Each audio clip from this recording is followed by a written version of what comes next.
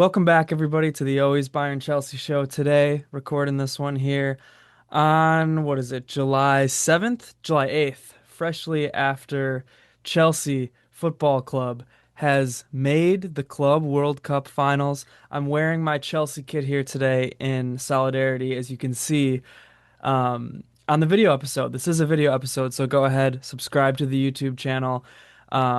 Jim, before we get started here, do you got any opening words to say? Are you pumped? You better be pumped. Why wouldn't you be? I am so pumped. It's a great day to be a Chelsea fan. Chelsea are through the final of the Club World Cup, and it's just a great feeling. I mean, I didn't know what to expect coming in this tournament, but it's been an awesome every minute of it. Chelsea are in a final. What else could you ask for? Exactly. And Chelsea fans, I did call this one as soon as Bayern lost to Benfica. I said, you know what? Chelsea's going to the finals. So luckily they proved me right because if they didn't, people might have their torches and pitchforks out at me. Although people already do, based off of the last episode that I just dropped. A lot of controversy in that one. My raw reaction to the Bayern PSG match. So I might as well start this one off with a big, heartfelt, I'm so sorry, everybody, for absolutely nothing. I will defend my boy Jamal Musiala till I die. But yeah, no, a lot of conversation around that one. So we of course appreciate all the views. We appreciate the likes. I even appreciate the comments, mean or nice. So yeah, why don't you go ahead and check that one out if you want to hear my thoughts on Bayern Munich's heartbreaking loss to PSG in the Club World Cup quarterfinals. But let's talk about Chelsea. I caught a little bit of this match here and there at work today, and I know you caught more of it, so you might want to take the reins on this one. And I guess if I'll have anything to chime in, I'll do just that. Love to see you pulling the old Conor McGregor non-apology apology there. Just an absolute classic. But yeah, I never shared a ton of thoughts on the Bayern PSG match as I didn't watch it live, but I will say, from the bottom of my heart, and I do mean this, that you know I'm hoping Jamal Musiala gets better and hoping things will be good for Bayern fans ahead. There's still some positive things to look out for. You can watch Chelsea matches here and watch Christo Nkunku, the future star of Bayern Munich, replacing Musiala. I heard he'll be so good that Moose might not even start when he gets back. So things to look ahead to if you're a Bayern fan. But Hey, Bayern is just helping Chelsea left and right here in this Club World Cup. I mean, man, yeah, you got it. We might be desperate enough to take Kristo off your hands. and Renato Veiga, let's not forget about him. So Yeah, maybe I'll pop in at the end and talk about a few transfers, but man, there's a lot of rumors swirling around, as there always is, that's for sure. FC Hollywood. always a lot of rumors with both Bayern and Chelsea, but something that's not a rumor is the fact that Chelsea are through the final that will take place Sunday once again in Metlife Stadium in East Rutherford, New Jersey. Um, Man, just what a day! What a day! I'm at work watching, and it's not ideal, of course, it never is, but it's just such a great feeling when Chelsea are playing well, dominating, possessing the ball, striking on the counters when they have the opportunity, and they're playing in such a free flowing, fun style. And I'm really loving it. I know all the fans are too. So, briefly talking about the lineup here that Enzo Maresca put out, I didn't love some of it, but I tell you what, it ended up working out well. You had Sanchez between the sticks, Cucurella, Tosin, Trevoh Chalobah, Melo Gusto in the back four. Reese was out, I think, slightly injured in the last match. That he didn't play. I think he didn't play. I forget honestly what happened, He but didn't it play. was Yeah, like so he was in the starting lineup, but he got hurt in warm-ups and like minutes right. before Yep. the match he was pulled. So I don't know how serious that injury is, but I'm sure it's precautionary. That's right. That's what it was. Yeah, he had felt something and decided, he wasn't going to risk it, which I respect. I understand. The way Maresca's managed him has been great, but Gusto did get the start, and then you had Fernandez, Caicedo, Palmer in the midfield, Neto left wing, Joao Pedro up top, Christo and Nkunku on the right wing. And I didn't love it at first, as I texted you, because of Christo Gusto being in the starting lineup, no Reece James, even though I knew he was fit. Um, what were your thoughts? You instantly see, I know you didn't necessarily watch a ton at the beginning, but just seeing on paper Nkunku, Gusto, and then even when you heard Neto was left wing. Yeah, I mean, like you, I think some stuff I like there, some stuff I don't like there. The right side is tough. I don't like Nkunku and Gusto pairing up on that right hand side. It looks like SofaScore has it listed as a 4-3-3, but I would assume maybe it was more of a 4-2-3-1 like Chelsea normally does. Because Palmer seemed like he was more involved in the attack. But regardless of what it was, I think the way forward for Chelsea is a more of a free-flowing system like this. I mean, from the brief moments that I caught, this is how more of how I would want Chelsea to play, I think. And I think really just the special one in the room is Joao Pedro because he played great last match, which I did catch all of against Palmeiras, and he came in towards the end of that one, but still played great when he was in. And then this one, he starts and just lights the world on fire. So, um, yeah, you love to see that. I know what is it? Delop and Colwell were suspended for yellow cards, I believe. I know Chelsea had a couple guys that were out for that.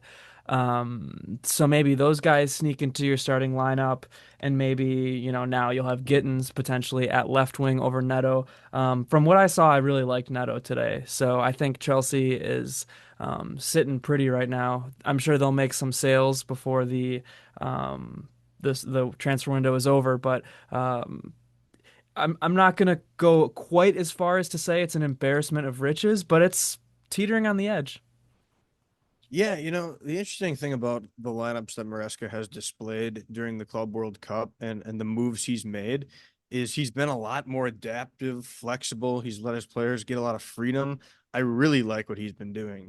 You came into last season thinking that, he's this stubborn guy that doesn't change his ways, always is going to go with the tactics that he thinks are the way to go, not make any changes at halftime, not even make any changes game to game, but I think we've seen, toward the end of last year, he was able to make some moves that were different. And now in the Club World Cup, a lot of these lineups have been way different. And we've seen some players play a lot better, and Nkunku has been playing better. He's in this right wing role today, Neto on the left wing. Clearly a plan by Maresca, knowing he's going to go up against a tight, low block in Fluminense. And Neto was able to be on the left wing, firing in crosses. Pedro's a guy who can link up play so well. I think the freedom that he can have, with Palmer and Nkunku up there, Enzo Fernandez as well, crashing the box a ton, making runs into the box. So I think it's very important that you build a squad in your attack. Let's say your front seven really in the attack that are all able to interchange and make runs into the box, pass to each other, because you're going to have really those front six and then a fullback as well that can do a lot of that running there in the attack. So what we've seen from Maresca has really been creative in a lot of different ways. And that to me has been maybe the biggest development of the Club World Cup. Yeah, I've loved the creativity, the free-flowing nature of some of these Club World Cup matches from Enzo Maresca. Really surprised me because I didn't see a lot of that last year. Maybe a little bit in the Conference League, but that was almost like a completely different team. This feels like in this Club World Cup, he has a lot of elements that will carry over into next season. At least I hope. But I really think that, Joao Pedro and Cole Palmer up front, I think both of them can thrive in these like sort of half space, sort of central roles. Obviously Palmer maybe a little bit deeper, more of a 10, but I really like the idea of this young Chelsea team having positions in quotes, but not really having positions. I mean, that's what you see Company do with Bayern's attack all the time, and I think you need a little bit of maybe some sort of veteran presence in there. But I think like even Palmer playing in this system for a number of years, I think will help now going forward. I think Pedro seems like he fits right in. But that's kind of what I like to see out of an attack generally. Is a little bit more flexibility, fluidity, a little bit more freedom to have like overlapping runs and kind of players interchanging and have a lineup on paper, but then have it just function differently, have it function freely. That's what I like. So I'm glad that Enzo is kind of embracing that, especially with a young team like Chelsea. Yeah, and that's definitely what's been happening with the lineup. You got Gusto pushing pretty far up. And then really just a back three in possession of Cucurella, Tosin, and Chalaba. But Cucurella still with some license to get forward if he needs to. We saw him rip a shot at one point. His typical low burner, trying to get that bottom right hand corner, which he almost did end up getting. So really great to see that. And a guy like Palmer, you mentioned getting a lot of freedom and license to do what he wants. And that's kind of what he does when he's in this right hand side in the midfield. He'll come back and get the ball at times. He'll also be far up on the right with Gusto at times where he can then turn in, cut in slightly, and cross if he needs to. And then he can also go to the middle of the pitch if he wants. We saw in the last match when he gets the ball further up from Chalaba, cuts across the middle and fires into the net. So a lot of freedom to do what these guys want. And I mentioned a guy like Neto on the left wing. Chelsea bear the fruits of his amazing play in the Club World Cup. Top player, been the best player for Chelsea in the Club World Cup. Fires a cross in. Was it the perfect cross? No. But when you get the ball into the box, good things happen. And I think it was actually Thiago Silva that clears the ball out. But unfortunately for my king, Thiago, the ball finds Joao Pedro at the edge of the box, takes a couple touches, and just fires one right into the back of the net. I mean, the strike that he unleashed there, man, was that a thing of beauty. And unfortunately, the way it moved in the net, it just looked like he missed. It looked like it bounced just behind it and came in the back of the net just because of the way it got caught. And the announcer, I really couldn't tell what he was saying, but it was a screamer easily in the back of the net. What a goal. Yeah, and you saw glimpses of that ability against Palmeiras from him, from João Pedro when he came on in that match, and I just got the feeling that he was just ready to rip in this one. So I'm really glad that he's getting some minutes and getting acclimated with the team because he has such a fiery shot, and I mean, it's such a small sample size so far, but it seems like he has very good chemistry with this team and I mean, you got to be excited if you're a Chelsea fan. Obviously, you got Gittins coming in now, and it seems like you got a lot of attackers to play around with and a lot of pieces to you know, hopefully fit together in a beautiful puzzle. Yeah, it's just great to see from a guy like Joao Pedro who was on the beach in Rio, less than a week ago, basically at this point, and now he comes in firing, had a personal trainer with him while on vacation, trying to get ready, knowing that Chelsea might be calling, and for him to come in, it's awesome. For Chelsea to have a striker that is world class at ball striking, that's dangerous. Nico, for all that he does, that's great with pressing, making runs, some good link up play. He's not a good ball striker. Liam Delap, we'll see in due time, is a good, clean ball striker, but still a bit more raw. João Pedro is 23 years old, has done it in the Premier League at Brighton for a few years, played in Brazil, played for Watford, and he's shown that he can do it. And, he does it twice in this World Cup semifinal. Second half, unleashes a faster screamer of a shot off a fast break where I'm thinking, pass the ball, dude. It's like a 4-on-2. No, you know what? I'm just going to unleash a 75-mile-per-hour screamer. It's ball striking. That's just what it is at the end of the day. That's what he provides. It's so huge and it's going to be so fun. Yeah, and I think the thing too for Chelsea that's so key going forward here is all these different profiles that they have now of strikers, and It's hard to even use that term striker because I don't know if everybody thinks of a pure number nine, which is maybe more of what Delop is. But Pedro and Jackson, totally different profiles from each other, totally different profiles from Delop. And so, yeah, I mean, that's just going to be huge, huge, huge going forward. It's part of the reason why I do want Bayern to sign Nick Woltemade, and I think he would be more than just a backup to Kane, especially with the Musiala injury now. I think Valdemata is maybe closer to like a Pedro profile, but I mean, he's a little bit taller probably and a little bit lankier, maybe not quite as quick, but um, the point is, it's so good to have different profiles of striker, especially when Chelsea's going to be playing now in the Champions League, as well as the Premier League next year. Yeah, you hit it, with the nail on the head. It's so key to have different guys you can go to. For what it's worth, I do still like Nico. I think he's beyond frustrating right now, and his mental state is not great, but he is a profile that can be great in the Premier League, as we've seen. It's not like he's been a slouch. He's been a solid player, but Pedro and Delap just do offer different things, and they're probably both guys that are going to be more consistent, especially when you're a possession oriented team that will go against lesser teams, more low blocks, and that type of game. But Nico might be better against some teams that play different styles in the Champions League or just against other teams in the Premier League. So it's going to be interesting to see what happens there, what Chelsea end up doing the rest of this market, if they make sales, if they buy other players. There's still a lot on the table.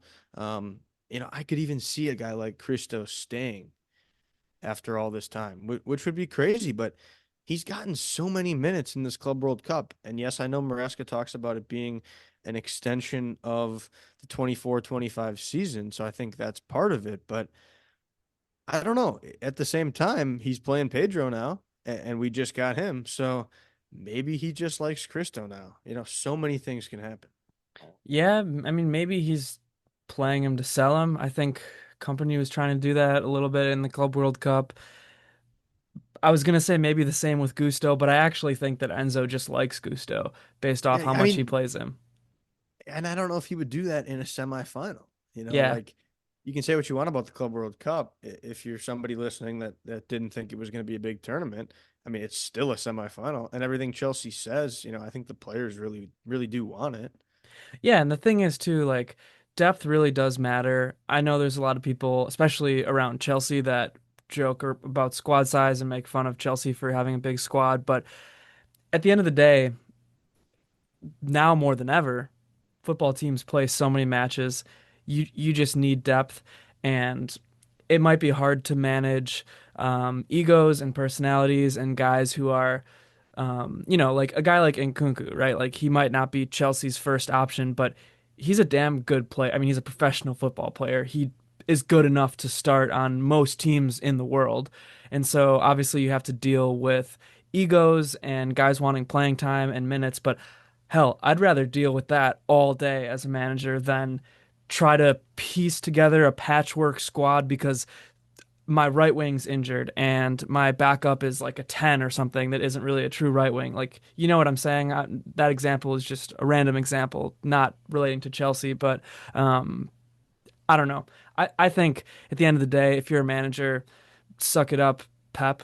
Pep complains about squad size a lot, but the point of that little tirade is just that I would rather have a deep squad with a lot of talent and tell someone, hey, you're not starting today, than have a small Pep squad and not have enough guys with enough talent.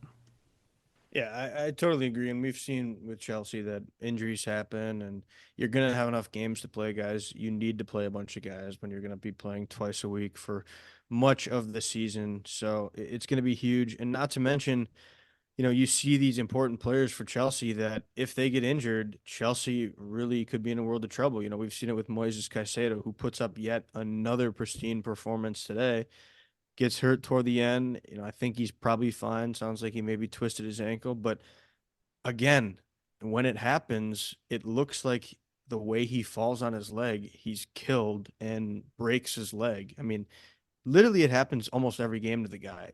Like he'll twist his knee and it looks like a typical NBA ACL tear, or he'll like just turn on his ankle and flip it in directions that don't even exist, and then somehow he'll be up 2 minutes later.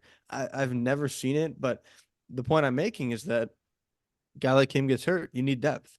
A guy like Cucurella, who's played 4,900 minutes now with Spain and Chelsea this year, there's really not a backup left back for Chelsea right now. So you need depth. You still need a lot of guys that can be put into positions where you're going to need big time performances. And luckily for Chelsea right now, they've been putting up performance after performance after performance and have gotten to this final. But they need to keep pushing, whether it's in this final or into next year, and it's going to be interesting to watch that. That's for sure.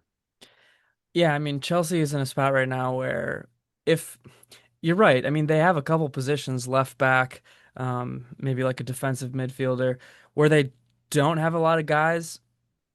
Enzo would have to get really creative if one of those guys got hurt. I mean, you throw Santos in the midfield probably, and um, yeah, maybe just change up your back line a little bit.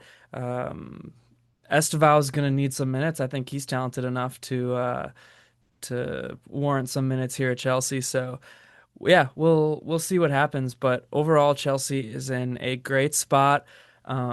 Whether or not you think it's the Mickey Mouse side of the bracket, they beat some damn good teams, and these Brazilian teams were there for a reason.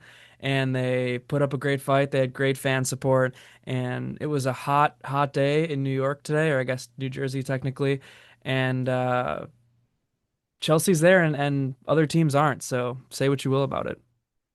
Totally. And for those talking about the bracket, Chelsea did beat a bona fide European top team in Benfica, who beat Bayern. You can say what you want about that match, but it is what it is. Then they beat a couple really strong Brazilian teams that have shown they can beat anybody in the world. Fluminense did beat Inter Milan, who sure maybe struggled toward the end of the year, but a top Italian team. And guess what? Man City didn't get there. So yeah, Chelsea didn't face Man City, but they lost, It's to a Man Saudi City's fault. Arabian team. So, you got to play who's there for you. And I think sure, the Pep needed a bracket bigger maybe, squad. oh, maybe so. And, that's just kind of the way the cookie crumbles. So, we'll see if Chelsea plays PSG or Real Madrid, depending on what happens in tomorrow's match. I would really love to see Chelsea face either team. Like I'm just not complaining at all. And picking who I want to see. I think they're both top teams. Maybe I'd want to see PSG just because I think they're a bit more fun. And I won't have to worry as much about refs rigging stuff. But yeah, it's gonna be great no matter what this coming Sunday. Yeah, I'm really interested in that PSG Real Madrid match as well. Is that today or tomorrow? It's probably tomorrow, right? Yeah, it's tomorrow. Yeah. Um, yeah, I assume PSG will be without who was it Pacho and Hernandez who got those red cards against Bayern. I don't know how because yellow cards wash away after the quarters, but I would assume that PSG's players will still be suspended. Um, but either way, I mean PSG is an incredibly dangerous team. My prediction from the get-go of the knockout rounds, I guess, being um, announced. I texted this to you. I really should have tweeted it or something because now no one's gonna believe me unless you still have the texts. But yeah, my prediction was a Chelsea PSG final with PSG winning. So just saying, we're almost exactly right. I predicted Man City to go through to the semis, Chelsea to beat Man City, and then I projected PSG to beat Real Madrid in the other semis. So we're almost exactly on to my prediction, just patting myself on the back with that one. But um, either way, it's going to be exciting. Like this semifinal, PSG Madrid is going to be exciting. I do think that Xabi Alonso is still kind of working with Real Madrid to implement his tactics. I think that they're kind of treating it as a little bit of like an extension of the preseason maybe to get the whole squad up to speed. But Real Madrid has some of the best stars in the world. Obviously, Vinny, Mbappe, Rodrigo. They have a million players on the left side. Bellingham in the midfield. To not even really mention half of them. So they're always going to be dangerous. But I do think PSG is the best team in the world right now. I agree. I think ultimately PSG will win that match. Even though Real Madrid does have their typical ref that tends to rig things for them in the big matches. He's a He is fan. refing that game, He's but a Real Madrid fan. I mean, the guy's got all the Real Madrid merch. yeah, no, I mean it's definitely a crazy thing, but I think PSG is just too much talented and they got all the juice in the world right now. So hopefully they go into extra time and really play in the hot weather out there in New Jersey and maybe And get a couple yellows or I reds. was gonna say, hopefully PSG gets two more red cards. I mean, hey, Bayern's tried to help Chelsea as much as we could here, and we'll have to see what happens now. Just a dirty team PSG is. Watch out, you might have people coming after you in the comments. I hope they do. Do you have anything else you want to talk about for Chelsea?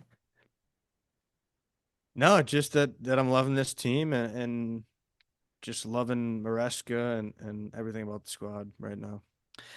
Awesome. Well, I'll maybe pop in and say a few things regarding Bayern Munich's transfers, because there's just so much going on always at Bayern Munich, and I don't have like an official list or anything in front of me. If I was more prepared, I would have written everything out. So I'm going to go off dome and try to recollect all of the rumors that we've been hearing about Bayern Munich. I'm going to start from the back, meaning center back. There's a chance Kim Min-jae gets sold. I don't want him to. I think that Bayern finally has a three center back rotation going with Upamecano, Ta, and Kim. Although I do think that Kim will probably want to be a starter, and in that case, maybe will not ask to be sold, but I think that Bayern will listen to offers for him. In which case, if Kim gets sold, I think it's bad news for Bayern because I think we're going to be right back where we've been the last couple of years, where two center backs get worn into the ground and the season is ending and we don't have anybody to play center back outside of the one and only Eric Dyer, who in the past stepped up for us, but right now will be playing for AS Monaco. So another center back signing will need to be made. Obviously, there's rumors now about Renato Veiga from Chelsea. I'm not. I would rather just keep Kim, to be honest, and have a rotation with Kim, Ta, and Upamecano. If Kim gets sold, I don't think Vega is a bad option for cheap. I think he probably would fit company's mold for a center back, but he's not somebody who I'm like chomping at the bits to sign, to be honest. Yeah, I think Vega could be a great depth option for Bayern Munich or really for any team. I think he did very well at Juventus before he got hurt. I think he's done well for Portugal, did well for Chelsea before he left on loan. I think the issue is it seems like he wants to go somewhere where he's going to start so that he can play for Portugal. So I don't really know why he is doing what he's doing, to be honest. So that's one to watch, though, for sure. Yeah, now moving up into the attack because Bayern's midfield is good. Bayern's midfield is overloaded, quite frankly. I mean, you have Kimmich, who will start every single match no matter what. You have then pretty much Pavlovic and Goretzka, who aren't going anywhere this year, fighting for that second spot. You have Tom Bischoff, who you just brought in, an exciting young talent. You have Conrad Leimer, who's a midfielder, even though he company loves him at right back, and he's been very good at right back in my mind. And then you have Joao Pedro, who was bought for what 55 million or something like that, and cannot really sniff the pitch. So I wouldn't be surprised if Polina gets sold. Somehow Bayern is more loyal to him than they are to Thomas Muller, and signing Polina just because they promised him they'd sign him a year earlier, even though company clearly has no use for him. So that's an interesting case. I think Polina might get sold. Don't see us buying a midfielder. I don't really see us buying a right back or a left back either, for that matter. But moving up now to where we see holes in this Bayern Munich team. it's the attack. Obviously, Michael Olise has that right wing locked down, rightfully so. Olise is a game-changing, world-class talent. Harry Kane has that starting striker role locked down. Jamal Musiala had that starting 10 role locked down. Not anymore. We're going to be without him for probably half the season. I mean, I think him and Davies will both be shut down until the Rook Runda for sure. I don't see any reason to really play him up until January. So now we have a little bit of a situation there with the 10 spot because it's like, do you go out and get somebody who's just going to be a backup for Musiala for the rest of time after 5 months or 6 months or whatever here? Um, and then you have the left wing spot, which is obviously right now held down by Kingsley Coman and Serge Gnabry, both of whom are no longer good enough to be that game changing left winger. Don't get me wrong, you can play both of them and they'll be passable, but they're not good enough for what you need at Bayern Munich at the moment. Um, so I think the answer probably lies within a couple options. I think you potentially go for somebody who profiles like Nkunku or maybe Nkunku himself to kind of play that 10 while Musiala's out, slash potentially play a little bit of left wing. That's an option. I'm liking that option more now that Musiala's out because I don't think Nkunku profiles like a left winger that company uses. I don't think he profiles like a Bayern Munich left winger at all. But I wouldn't be adverse to the move now for a depth option and to also maybe play some of that 10.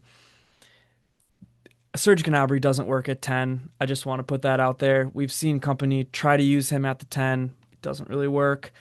You could push Olise over, but then that right wing is open and you're what's the saying? Robbing Peter to pay for Paul or whatever the fuck it is. Um, that's that kind of a scenario in my mind. So I think you got to go out and get somebody. Um, I mentioned Nick Woltemade. I think he'd be a great signing for Bayern Munich. He is technically a striker, but I would play him at the 10 behind Harry Kane.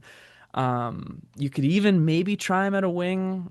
I mean, he definitely doesn't profile like a Bayern winger. He's kind of a taller, lanky guy, pretty decent on the ball. I mean, pretty good on the ball and a great finishing ability. So I think Bayern's got to go out and get him, no matter what, just because he is that kind of profile that Bayern identified. He could be a backup slash successor to Kane, and I just don't want another Florian Wirtz situation. I don't want Bayern to identify this talent and then sit on it for years and years and be like, all right, someone else will develop him, and we're gonna get all the best German talent anyways, so he'll eventually come to us. That's what they did with Florian Wirtz, and it didn't work.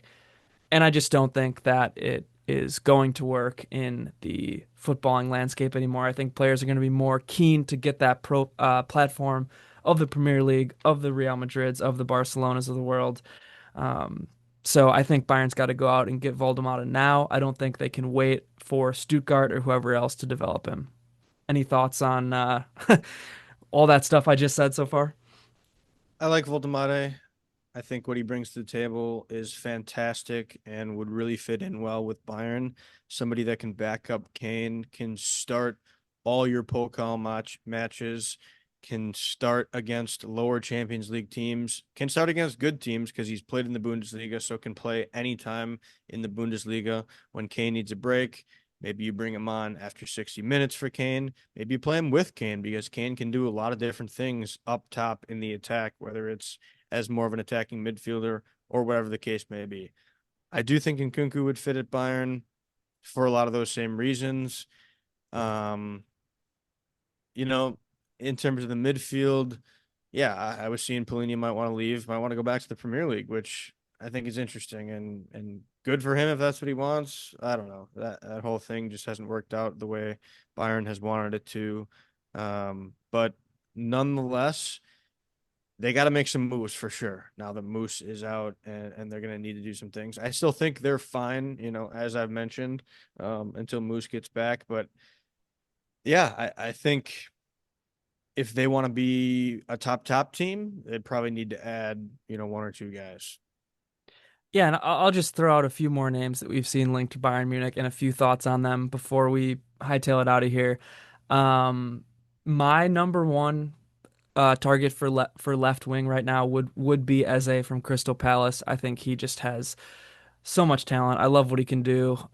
Dribbling, ball striking. I love the different areas on the pitch he can play. I think he has natural chemistry with Michael Olise at this point, and he's the one who I would go for if I was Bayern. Rodrigo, not exactly sure if he will be available slash if he will want to come to Bayern Munich, but I would love him on Bayern Munich as well. Bayern spent a lot of time chasing ghosts this summer. Never understood it. Never thought Nico Williams was going to come to Bayern. He obviously wants Barcelona. Barcelona can't register him, so he's staying at Bilbao. I think he'll eventually go to Barca. Bradley Barcola would be another great fit for Bayern. Think Bayern has no chance at getting him. Never thought they did. I think it just makes too much sense for him to stay on PSG. Don't think they would even let him go, really, even if he wanted to. Rafael Leao, he has a lot of talent. Don't know how well he would fit in Bayern's system. He might end up being another Zane situation in my eyes. So, hey, he could probably be a pretty good Zane replacement, but I don't know if he would really amplify Bayern that much as I want a signing to. Mitoma from Brighton, different profile, good dribbler. He can do some good things, but I don't think he would, again, like amplify Bayern that much. Could be a good, like, kind of depth signing to fit in with Coman and Gnabry. And yeah, Cody Gakpo and Diaz, both Liverpool left wingers. Again, they could do some stuff for us, but I don't know how much they would amplify us. So those are kind of my thoughts. Eze or Rodrigo would be my personal go-tos. Yeah, we'll definitely be interested to watch. I think some of those guys will get sold, some might not. Um, you might as well go after your big name. Why not? Yeah, I mean, you're Bayern Munich. You're one of the top clubs in the world and the top club in Germany. People should be knocking at your door. So I think I'm going to leave it there. Do you have any parting words for us? We will, of course, keep you covered for the Club World Cup final and all the transfer stuff in the summer. I mentioned it to you before, but I might be getting into something a little bit lighter. This Musiala injury has taken a heavy toll on me emotionally, so I might do like a kit ranking or something lighter like that. But we're going to keep you covered regardless throughout. Subscribe to the YouTube channel. Always Bayern Chelsea. Yeah, sad things for Bayern as of late. But hey, the guys are resting right now. They're going to be prepared for next season in the Bundesliga and the Champions League. And let's just hope Chelsea can get this done. If they can get another trophy, it'd be absolutely massive. And I'd be so happy. So can't wait to see what happens on Sunday. If you're in Milwaukee, come meet me out at the par. At the par. I was combining bar and pub because I'm so excited. So up the Chelsea. Yeah, I'll be there too. Maybe I'll support this Chelsea kit too. Mia San Mia.